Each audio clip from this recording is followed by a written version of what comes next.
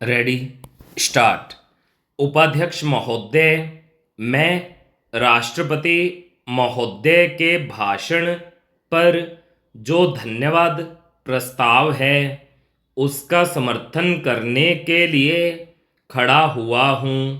मुझे इस बात की खुशी है कि हमारी सरकार ने समाजवाद का केवल नारा ही नहीं लगाया है, बल्कि समाजवाद को मूर्त रूप देने के लिए कदम भी उठाने प्रारंभ कर दिए हैं। सबसे बड़ी बात तो यह है कि गरीबी हटाओ, गरीबी मिटाओ यह केवल आंदोलन ही नहीं रहा, बल्कि इसको कार्य रूप में परिणत करना भी आरंभ कर दिया गया है। इसके लिए मैं अपने प्रधानमंत्री को जितना भी धन्यवाद दूं वह थोड़ा ही है।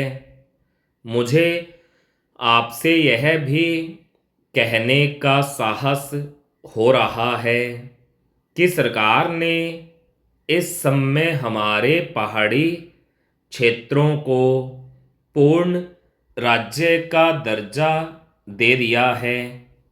आज तक तो वे बिल्कुल पिछड़े हुए थे।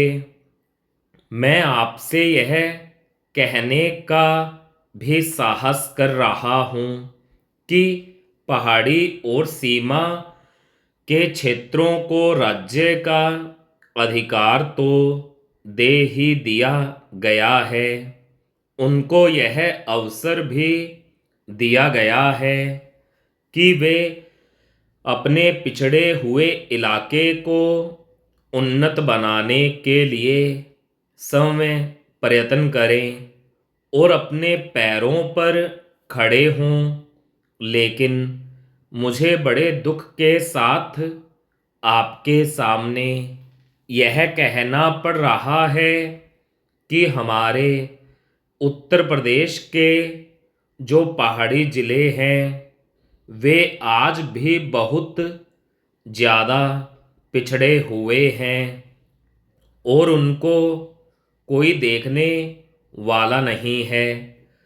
मैं सरकार का ध्यान इस बात की ओर दिलाना चाहता हूँ कि कुछ दशक पहले इसी दिल्ली में पहाड़ी इलाकों के सैकड़ों भूमिहीन किसानों का एक बहुत बड़ा जुलूस निकला था और उन्हें हमारे राष्ट्रपति ने आश्वासन दिया कि उनकी भूमि समस्या हल करने के लिए वे उत्तर प्रदेश की सरकार को लिख रहे हैं।